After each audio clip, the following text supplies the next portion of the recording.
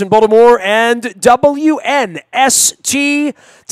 This is going to be one of my favorite segments of the year because I really like this guy's book, and I have a million authors on here, and I like all of them personally. Some of their books I read, some books I don't read. This book was a must-read. This is The Big Game. Mark Leibovich is joining us again from Washington, D.C., where he's back on his beat, awaiting the handcuffs to come out on the Orange Menace, and Twitter will be a wash that day. Dude, how's life? How's life after the NFL and going back to the real circus of covering the United States of America in the White House, huh? Oh, talk about a real... Well, in fact, I'm not sure which is the real circus. First of all, Nestor, great to be back with you. It was a blast to do it before, and now you actually read the entire book, so I know you're not completely, you're not full of it. You actually seem to mean it. Dude, I'm not going to listen. I did not orange. I can push through here. I did not have my orange highlighter out because I didn't feel it to be a research book, but in the end it was a research book. And it says on the back here, praise for your book. So here's the praise that I'm going to give. First, you pissed me off writing bad things about Anthony Robbins because I literally was on an airplane going to Date with Destiny to lock down for 7 days. I missed the Mahomes Star Wars pass. I wasn't at that game. I was with Tony Robbins, and you were bagging on Tony Robbins as I was at a Tony Robbins fireworks. Because I think what did I say? Oh, I guess Brady did some Tony Robbins event and probably got a lot of money for it. But that's cynical. I'm not being cynical. Well, your book would never be cynical. It's not 400 pages of cynical. I would say this, and for anyone, and I've talked to people in the league circles that hold their nose and be like, that bastard. And I'm like, did you read the book? Well, I read the excerpts and the drinking with Jerry Jones. And I'm like, and what he said about my owner, what he said about Steve, and what he said about Eric and Ozzy and John. And I said to myself, you know what, man? This guy flew into my real life. Like, literally, dude. You took my life and you flew into combines, Super Bowls, radio rows, quarterbacks' homes, head coaches, egotistical billionaires who give to Donald Trump, all of that, right? And you sort of encompassed it in some sort of snarky way without wanting to be snarky. You love football, right? I can tell how much you love it, but you're also much like Bob Costas, conflicted, right? Am I right? Here I would say this. I mean, Bob Costas obviously is a legend and very angst-ridden. I mean, he came out recently, I guess it was an ESPN report, and he said, he obviously he's done a lot of thinking about it. He's done a lot of suffering. Suffering's probably too strong a word, but look, he's not doing the NFL anymore, and the NFL was a little sick of his negativism. And look, I had the luxury of not being on the inside here. I sort of treated this book as if I were a foreign correspondent, and the foreign country I live in happens to be Washington D.C. Covering politics. But you are a Patriots fan. I want to point that out. So you are happy right now. Yes. Yeah, I'm happy. But here's the thing: I want to sell books too. So if people are listening to this in Baltimore or around there, I mean, I got to try to be really gracious, right? Or at least pretend to be. No. Flacco didn't go to play for the Patriots, so if it's Denver and the Patriots next year, we'll all, grudgingly root for John Elway, which we don't do a whole lot of in Baltimore. Denver could be in your way. Denver has a way of sort of showing up every few years, and I don't know if next year will be one of them. But no, it's an interesting trade. I mean, obviously you're close to this, you live there.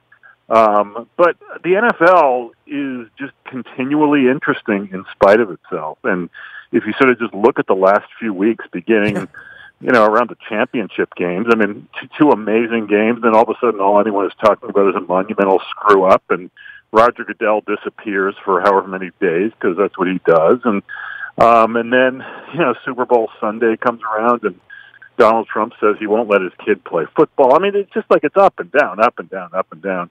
And it's the biggest spectacle of American life. And, it was nice to take a break from politics and sort of dip into that for a while. And now I'm back in my day job. You know, I'm never going to attend an owner's event. I'm going to the Biltmore next month. I'm going to go out on the lawn. I usually wind up drinking all night with Mike Tomlin, and it's no secret, you know. So I'm not letting I'm not letting the cat out of the bag here. Everyone knows it, and everyone waits. But I seeing it through a comedic standpoint, like standing there on the lawn with a little bit of John Oliver, a little bit of Bill Maher, you know, a little bit of George Carlin, you know, maybe Johnny Walker. Maybe like it would be like Gene Wilder and Richard Pryor blowing doobs in the bushes and just joking about it in 1977, right? Like that. Wow. That I mean, that's like the highest of praise, Nestor. Well, I found every time I read your book, I was cackling literally, and my wife would elbow me because I'm either on a plane or I'm somewhere because I don't read books. No offense, dude. I'm an author. You're an author, right? But you know, reading books happens to me when I'm on a plane, when I'm isolated. Right. And you just cackle out loud. And my wife caught me cackling over and over again. And I kept saying to her, you got to read this book. And I told a lot of people, you got to read this book. So I'm going to give you a full treatment that I stopped reading your book the minute that the Orioles signed the Astro Ball guys, Mike Elias and Sig Mejdal. And I had to put your book down about 150 pages in. And I did like the deep dive Thanksgiving weekend Astro Ball, baseball, analytic nerd thing. And then I came back to your book, and I finished it just in time to get to Carson, California. I finished it in a Holiday Inn in Torrance, California on Christmas Eve. So it took me like 4 months to get through it. But I was savoring it, though, dude. It was like a dessert where you didn't want to eat the whole thing. You know what I mean? Well, hey, I'm happy to be savored. I don't care if it takes 4 months or 4 years or 4 days. But no, that's great. That's what you want to hear. And look, think I should go to the Biltmore? Think I should like schmooze there? I could actually like that place. Dude, if you get a mustache, take a beer. They let Belson in, though, right? I mean, he's your accomplice and everything, Belson, right? They have to. He like writes everything. Yeah, no, he's like our guy. Now, here's the thing. I mean, the feedback from inside the league has been really interesting because a lot of people who work at the league, who work at various clubs, have to be very private about, you know, their reaction. Because, you know, the book, I mean, look, I didn't want to Dude, you wrote about Roger Goodell's wife and a tattoo on his ass. Hey, you wrote about that. That's really in here. I don't know what page, but I can go reference it. It's true. Yeah, well, look, I'm quoting the commissioner's wife, the first lady of the Shield. I mean, she is, look, I'm just quoting her accurately. She said that he has a tattoo on his ass. He disputes this, but the entire controversy plays out on page about 50 or so. At least nothing was said about a mushroom or a mushroom cloud or anything like that. Mark Leibovich joining us here. Big Game, the NFL in Dangerous Times. It is the best football book that I dare I say I've ever read. Certainly the best football book I've read recently because it's sort of like the real skinny dirt, sort of written. You know, Hunter S. Thompson is the way I kept saying to my wife. I said, this guy's gonzoing it in a way that I so love and respect because I'm my own little maverick here in Baltimore. But I would love to know the aftermath of this for you, right? So the aftermath of me writing Purple Rain 2 and giving away every single trade secret that the Ravens didn't want done was John Harbaugh called me after having surgery and laying in bed for 2 days and binge reading my book, and he called me and said, masterpiece, incredible, you captured it, was awesome. Wow. I saw Steve Bisciotti, and he said to me, there are a couple typos in it. That's what he said. So was he being serious? Like a couple of typos? No, he read it, but I don't think he was really happy that I told the whole story, from everybody's perspective. But I did tell the whole story, but I did it more third person, not first person, right? You went full gonzo into this. So my question, all I could think about when I wrote this was, all right, the next time I have Leibovich on, this is now, and you've been very gracious with your time, and you know, I gave you, 30 hours of my life reading your book or however long it took me to get through it. And, you know, so for me, I just want to know the personal gonzo aftermath of have you run into Bob Kraft? Did Goodell send a memo? Just give me some the Ravens contact. I just wanted some dirt. No, I mean, here's the thing. Okay, so it might be different if I were part of that club or wanted to stay part of that club. I actually actually was going to go to the Super Bowl because, I would have been a good place to sell the book and do a bunch of interviews. And, my publisher wanted me to, and my team was playing. So it would have been fun. And you would have get to met me, but, other than that. I would have loved, hey, we'll meet at some point. Maybe I'll come to the Bill. Listen, man, if you would have come, this is a little tip. On Tuesday and Thursday Media Week, they usually have free drinks after 4:30. So you want it next year if you come to sell your book in Miami, and the weather will be better. Miami Beach Convention Center, party in the city where the heat is on, and we can revisit the scene at the Boca where my wife froze her ass off at the same party we were at. That was quite a part. Actually, it was fine to me, but all the owners were complaining because it wasn't at the Breakers.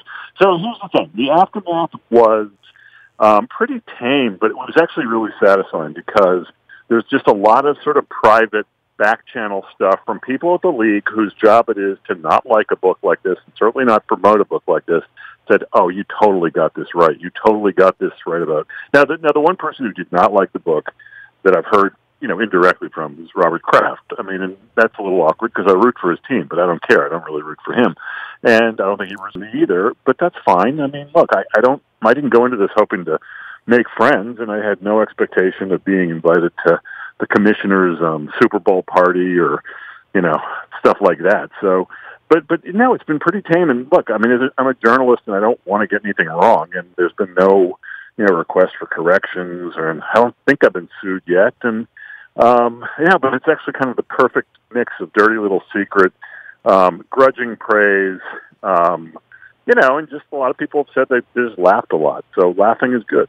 Well, I got a lot of laughter out of it, and you will too. If you love football and if you want to know what it's sort of like to be me and run around and see the things I see and drink the things I drink. Mark, I'm going to be honest with you. I'm a little pissed at the league for a lot of reasons. For all the reasons you are, right? The CTE, all the Costas stuff, the pushing away of journalists, the sort of the gates that have been put up. I mean, I'm an old schooler. I've been doing this 35 years, My partner's their old coach and a Super Bowl winner and all that stuff. I just, the league and the team websites and the NFL Network and the banning of Costas and all the above and the largest. But I'm not going to the combine because I don't think my liver can take it. I just turned 50. I don't want to drink at that hour. I can't. Yeah. Jimmy Buffett once said, I can't run at that pace very long, so I can't do that. But I am going to make the owners' meetings, and I'm telling you, dude, there's not going to be 5 seconds where I'm there where I'm not going to be channeling you being there, even though you can't be there. And I'm going to be the eyes and ears of all of the sort of funny things, the things that if George Carlin were there, he could find some humor in it, and I think that you managed to do that with this. So, Nestor, you know what? You're carrying the torch for me, and if you see anything, text me because I want to chuckle vicariously, or at least from a distance. Well, the aftermath of this, and I'll say this for you or for my book. Now I have 2 of them. One's 20 years old, one's 6 years old. They grow stale, right? Joe Flacco was given away for a bag of footballs, this week, and my book is pretty much about him and the amazing miracle that was him making the playoffs every year, throwing the winning pass against your team and having Lee Evans drop it, and then Cundiff missed the kick, and they still won the Super Bowl. So it was a wonderful story, but 6 years later, he's given away for a bag of footballs, and he's going to replace Case Keenum. It is amazing with these books how cyclical they can be when the names change. I mean, McNair's already dead, right? And he's in the book, right? So Richardson already kind of off the reservation. The knee, he might as well be dead. Kaepernick, we're now legitimately blackballed, legitimately in front of the whole world. And the beat goes on, right? But Tom Brady, and I think that the next thing for you is the Tom Brady thing, to figure out what he did this year to cheat, that we can figure out that by 2024 we'll have a book on that. What do you think? That sounds like a great book. Yeah, I'm ready. I'm ready. We'll just wait for it together. Of course, it might be 2034 at that point. Well, you're sort of famously intact with him, and part of the whole story of the book was about him. He really, it is miraculous. And as much as you want to say what you want about Robbins or training or pliability, which is my favorite word from your book, that was my PB Herman word that I took home from the book, pliability. Yeah. But the TB12 thing, it's almost made me want to read it. You know what I mean? Or figure out what's in the avocado ice cream, right? I mean, I couldn't get that far. I could. It's not for me. I don't think it's for you. But hey, it works for him. I mean, who knows what we'll find out like in 10 years. But I mean, here's the thing. I actually think Tom is a very good guy. I think Belichick, I don't pretend to know him, but he's a good coach. Kraft, I don't really have any much use for. But, look, I emailed with Brady the other day. I congratulated him on the win. He couldn't have been more gracious. He's a good guy. Love his family. And, I can see why everyone hates him, but, he's a hell of a player and he's a good guy. Well, I mean, when the time your book came out, the whole book tour was, hey, it's falling apart up there in New England. Jareba Wickersham Road. I mean, Leibovich has a whole expose on. They won again. I mean, it really is kind of insane how this works, right? They win in spite of themselves, just like the NFL wins in spite of the people who run it. Where are you going to be, and how can I follow you on Twitter the nanosecond that the handcuffs come out for this guy? Because I know sort of the Sharks are circling and all the Manaforts and all of all the stuff's going on, but you're down back on that beat, and I guess it feels very fresh to me that you were on the NFL, but dude, you probably gave this manuscript up and stopped talking about it 4 or 5 months ago. It's been a pretty tumultuous time for you to come back to Washington, D.C. and leave the toy department and get back into, dude has the nuclear codes. I know, right? Yeah, it's unclear which is the toy department, but this is all for keeps. And look, I mean, we got these twin reality shows, and I happen to be writing about both of them. But this one, I don't know where this ends either, but we'll see. Well, good luck with the book. I hope you're selling a zillion of them. I really, you gave me a gift of laughter, information, inside stuff that I knew and could trust, and in some cases could verify because I was at the same cocktail party with you. So, and you were definitely right about all the girls that Bob Kraft has loved before. So I'll leave it at that. And great book, dude. And at some point, after it's all over with and he's in prison, I want to bring you on and toast you, and we'll have a drink to Bob Kraft and all the other left behind. I'll look forward to it, man. Mark Leibovich joining us here. Big Game, the NFL in Dangerous Times. Go buy the book. It's just one of the great books, and if you like laughing and you like learning and you like real stuff, this is the book for you. Nasty at WNST.net finds me. Facebook, Twitter, LinkedIn, Snapchat, Instagram, streaming live on our Facebook, as well as our YouTube, WNSTV channel. I am Nestor. We are WNST.net, AM 1570 at WNST Towson, Baltimore, and we never stop talking Baltimore sports.